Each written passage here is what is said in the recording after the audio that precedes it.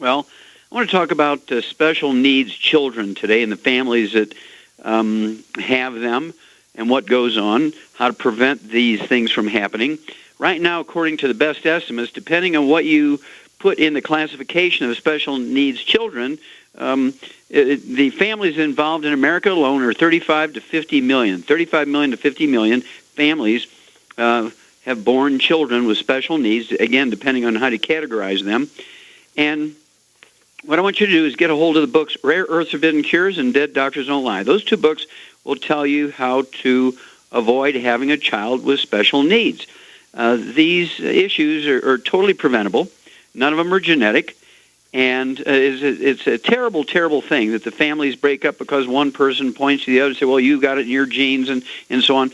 None of these children are born because of genetic transmission of disease. We're talking about kids that have Down syndrome. We're talking about cerebral palsy, cleft lip, cleft palate, kids with heart defects, spina bifida, muscular dystrophy, cystic fibrosis, people that are born with retardation because they have fetal alcohol syndrome, that kind of stuff.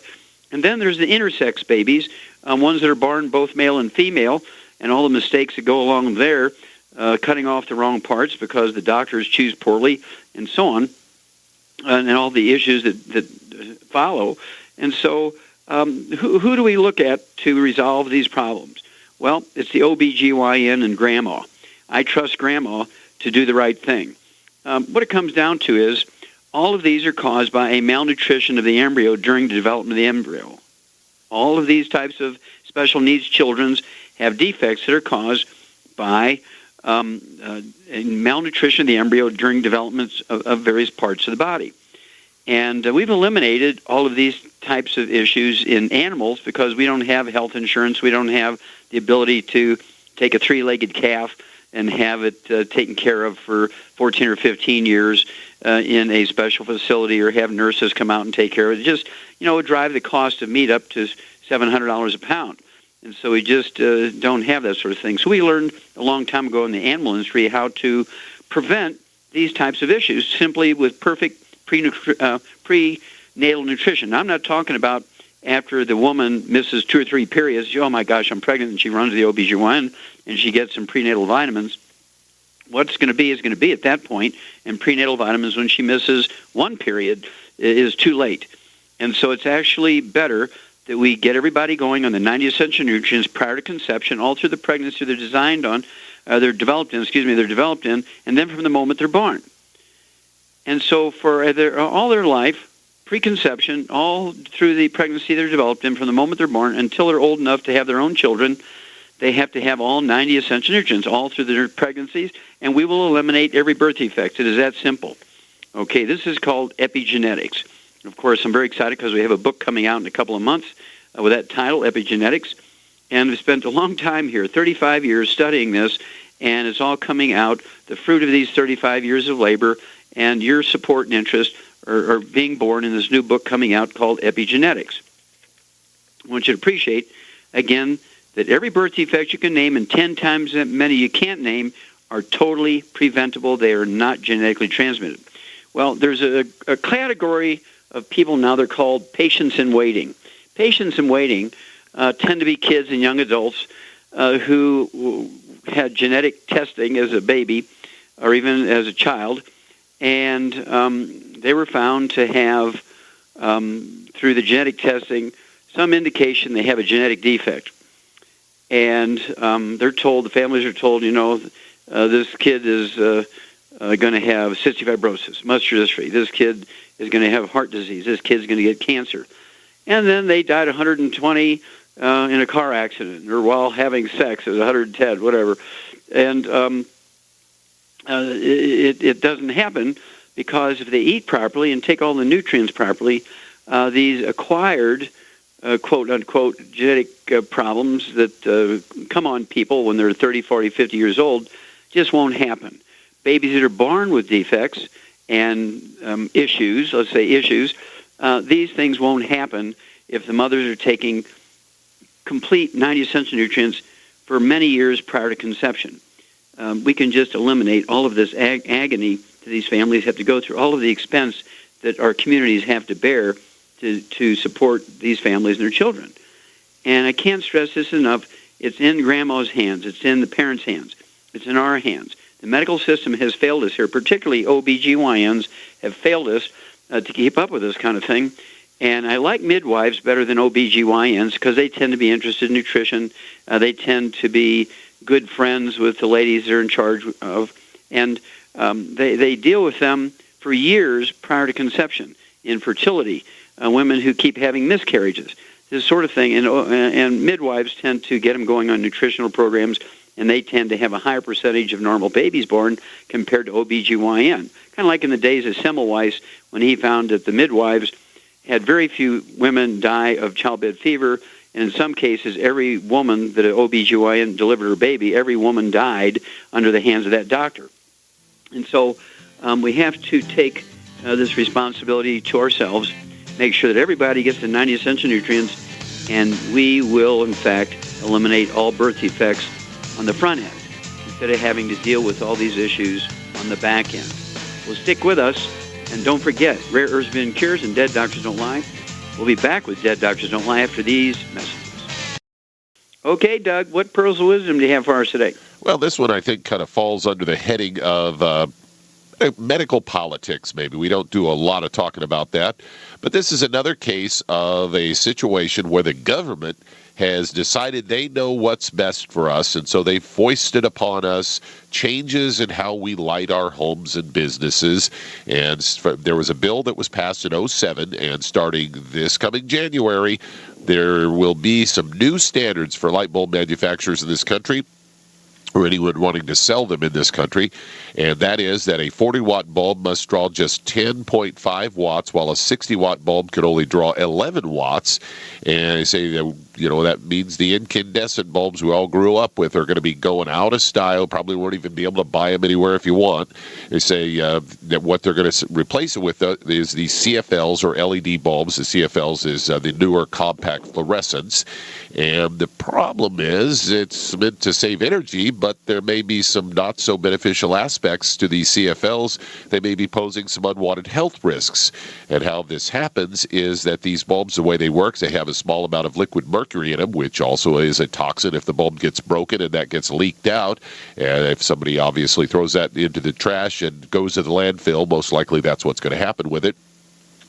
And the electricity flowing through this liquid mercury changes into a gas, which that vapor emits invisible ultraviolet UV light. Then it's absorbed into a phosphor coating on the inside of the bulb, which has two purposes. One is to re-emit the UV rays as visible light, and the other is to shield us from the radiation created by that UV light. It's similar to sunlight, and according to Dr. Elma Barron, she's a director of lasers and photomedicine in the Department of UH Case Medical Center in Cleveland, says that they can cause biological effects that can lead to cancer. Says the chance of happening this is only when there's a defect in the coating. And a 2012 study from Stony Brook University found that these bulbs have a predisposition to this because this phosphor coating is very brittle and it doesn't do curves real well. All those bulbs are real curvy, which leads to that inside part breaking and cracking and then leaking this UV radiation out. And it can cause damage to healthy skin cells, and also similar damage you can see from the ultraviolet radiation also can lead to other types of cancers. And they say, well, there is a good side to this. You could get the LEDs, however, they're about $80 for a six-pack of 60 watters. And then I found some other studies that found, one from Harvard, it found that this blue light that is often emitted by these LEDs actually causes you to stop producing melatonin, and it can disrupt your sleep, which can contribute to the causation of cancer, diabetes, heart disease, and obesity. And you think, oh, well, I'll just go get those LEDs that emit the white light. Well, out of Science Daily, we found a study that also found that these lights suppress melatonin 5 times more than the light from high-pressure sodium bulbs. So once again, the government, in their infinite wisdom to save energy and protect us all, they've now given us all health risks why these stupid new bulbs are foisted upon us. Yes, of course. Here's where, again, I want people to get a hold of that book, God Bless America. It teaches people how to survive these sorts of things where the government jumps in and does something really silly, but they think they're doing something good, but they don't really look at all the possibilities when it comes to the fallout, the secondary events that they have caused by changing things. Just when we went to electricity, we gave up our traditional source of minerals. And nobody said, you have to start replacing minerals because you went to electricity instead of wood stoves. You're not putting wood ash as your garden anymore. Well, get a hold of that book, God Bless America, and it'll help you survive all these new light bulbs. Thank you, Doug. Super job, and we'll be back after these messages. Let's head to Pueblo, Colorado, and Rick, you're on with Dr. Wallach. Oh, Rick, you're on the air. Well, thank you, Doctor, for taking my call. You bet. What's up? I've got 2 turkeys that are having a problem, and what it is, they don't walk very far before they sit down, and one of them will quiver while he stands, and then he'll sit down. They seem alert. They don't. It seems like really nothing's wrong with them, but they can't walk very far. Sure. Now, how old are these turkeys? They're about 8 months old. Okay. All right. And they weigh about 20 pounds. Are you feeding them mixed grains, or are you feeding them turkey pellets, or what? They run wild. I feed them. I've got a protein vitamin pellet that I feed them. And okay. Wait a minute. Is that protein pellet designed for turkeys? Yes. Well, it's designed probably for cattle, but they say if you do it in proportion to their feed, turkeys can use it. Mm-hmm. Okay. Well, what I would do is get a hold of what we call Arthrodex. It's a powder, and we used to raise birds with it of all kinds, parrots and turkeys and ducks and things. It's called Arthrodex. It's a longevity product, and it's 1 scoop for 25 pounds of body weight. So if these turkeys weigh 4 or 5 pounds or 3 pounds or whatever it is, just to make the adjustment, go ahead and sprinkle it on their pellets. You could also take our plant minerals, just our plant-derived minerals, a quart of that, and put in 1 ounce per quart of water and let them drink that water. And they'll be getting these trace minerals. They will be getting through the Arthrodex the major minerals, calcium, magnesium, and so forth. And then I would make sure that they're getting enough selenium to make their muscles strong enough. And we actually have selenium in the Arthrodex, but it wouldn't hurt also to get a bottle of our Ultimate Selenium and go ahead and open up the capsule and just sprinkle some of that selenium on that capsule once a day on their feed. And if they just come to it free choice, they will pick it up because the dust from the capsules will settle on the pellets. If you want to, you can actually moisten those pellets a little bit, just a little sprinkle of water, so that the powder will stick to the pellets. Call me in a couple of weeks. Let me know how they're doing. That should strengthen up their muscles, their bones, ligaments, tendons, connective tissue. And I hope you keep them as pets and don't eat them. We'll be back after these messages. Let's head to Pennsylvania. And Dora, you're on with Dr. Wallach. Oh, Dora, you're on the air. Hi, Dr. Wallach. How are you today? Fine, thank you. How can I help you? Good. I actually have 2 questions, 2 issues to address. I have a female that has a polyanal abscess due to endometriosis. She's seen like 5 to 6 doctors and has had a surgery, but has still to this day gone unresolved. How can I help her? Okay. Now, does she have hemorrhoids going along with this anal abscess? Not that I'm aware of, but I do know that she has to wear a menstrual pad quite often because there's like always bleeding. Mm-hmm. Okay. And doctors have looked at this and taken biopsies and are certain it's not cancer and so on? Yes. Okay, good. She's seen like 5 to 6 doctors. Okay. All right. So how much does she weigh? I believe about 140 pounds. Okay. Well, what I would do is that I would give her 1 healthy heart and brain pack per month. 1 healthy heart and brain pack per month. I'd get an extra bottle of the selenium, the Ultimate Selenium, so she could take 3 of the selenium twice a day, because there's 1 bottle of selenium that comes with a healthy heart and brain pack. Then I would also get her our Envision Colloidal Silver, and also get her 2 bottles of Killer Biotic. The 2 bottles of Killer Biotic, I'd have her take 3 of those at breakfast and 3 at dinner. Those 2 bottles will last a month. And the Envision Colloidal Silver, what I would do is have her soak a cotton ball in the colloidal silver twice a day, and actually insert that wet cotton ball that's wet with the colloidal silver into the anal lower rectum area. Okay, insert it in there. Then leave it there, say, for 15 minutes twice a day. Okay. And she might even try a small tampon. It may be even easier with an tampon applicator. Okay, so she just has to see whichever one fits better. Okay, but then you want to soak either the tampon or cotton ball with the colloidal silver. And the colloidal silver will kill everything from warts to bacteria, fungus, and yeast, viruses, and over time, that colloidal silver will kill the bugs causing that abscess. Okay? Wonderful. Yes. Now, my other question is, I have another gentleman who has issues with his disc in L4 and L5, and apparently he had surgery, and now there's scar tissue that is like impinging his sciatic nerve, and he's in constant pain. Okay. How can we rid him of this scar tissue or this lesion? What does he weigh? I'm not sure how much he weighs. Have you seen him? I think he's about 5'11". Have you seen him? No, I have not seen him. Okay, if he's 5'11", let's say he's 175 pounds to 200 pounds. I'd have him get 2 of the healthy bone and joint packs per month. 2 healthy bone and joint packs per month.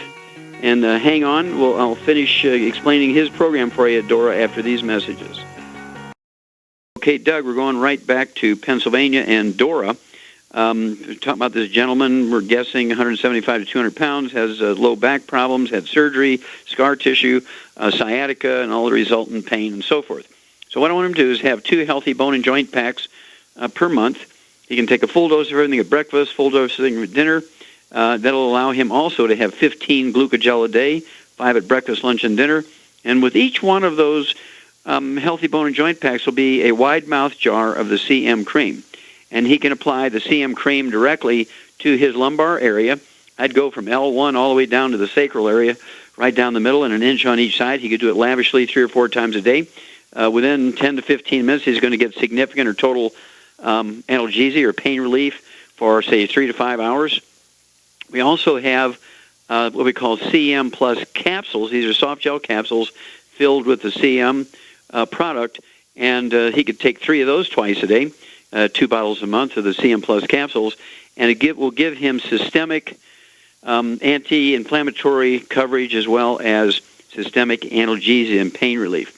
And so he can try those too.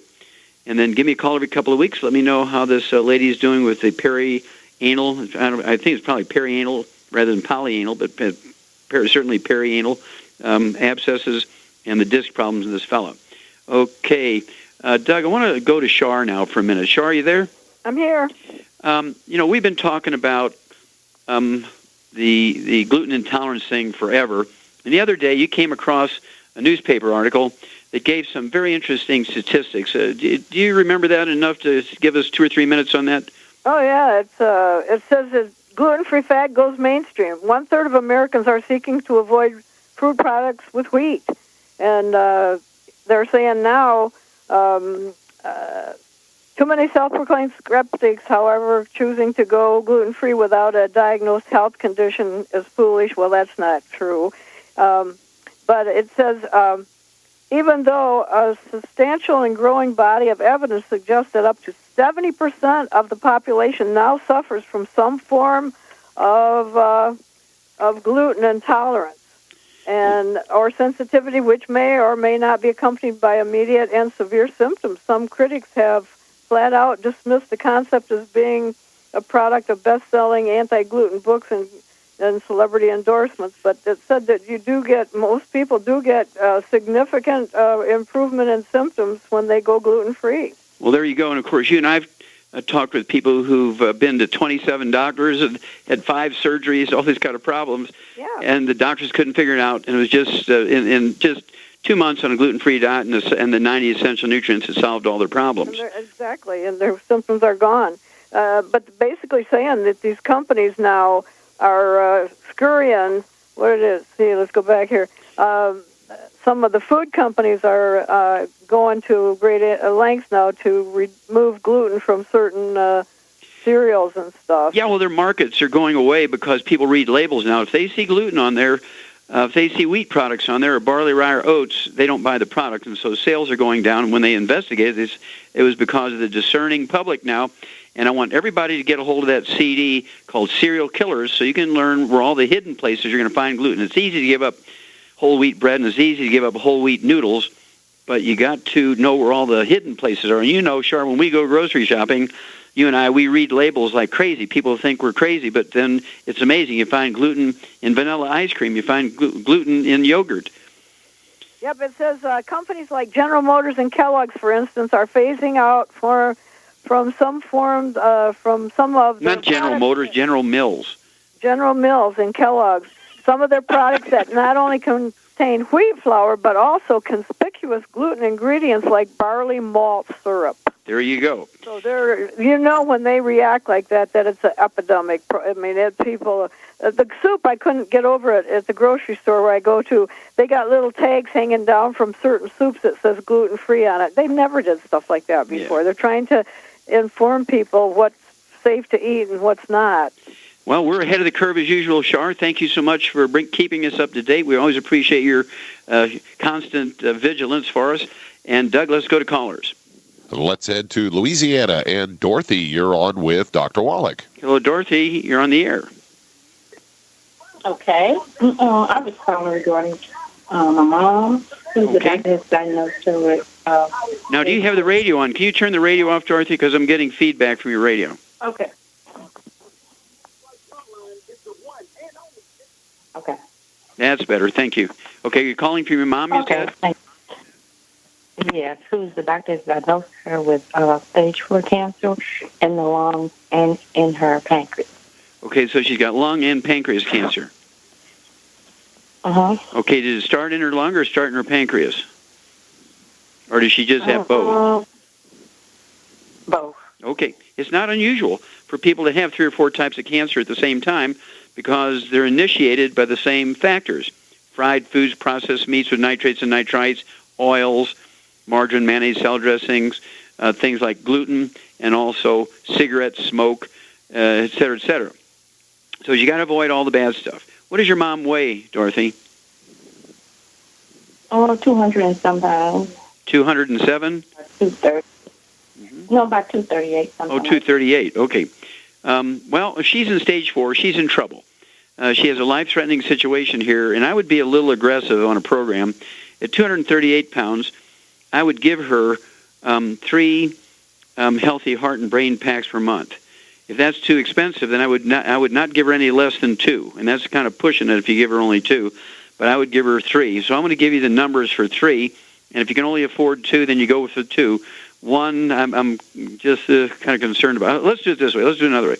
Let's do 2 healthy heart and brain packs per month, and 1 quart of the Ultimate Classic per month. We have a lot of great, particularly for pancreatic cancer, we have a lot of great information in human cell cultures of pancreatic cancer from our Ultimate Classic. So I wanted to have 1 quart per month of the Ultimate Classic and 2 of the Healthy Heart and Brain Packs per month.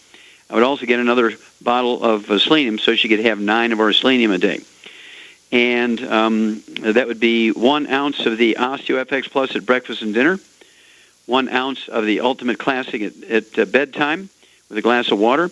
I'd have her take 3 selenium with each meal. I'd have her take 2 scoops of the Ontane Tangerine NutriCrystals at breakfast and dinner. And then I'd have her take 3 of the EFA Pluses at breakfast and dinner, 3 of the EFAs at breakfast and dinner.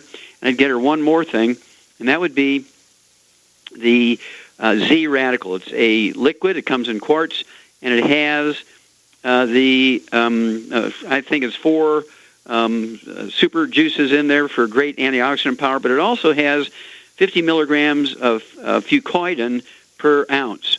Now, I give your mom 2 to 3 ounces of the Z Radical per day, and this is going to support her immune system. When people have cancer, they have real serious disease, I like to get them on the fucoidan because it supports their immune system and supports good quality of life and actually longer survival rates. Give us a call every once in a while. Let us know how your mom's doing, Dorothy. And we'll be back after these messages.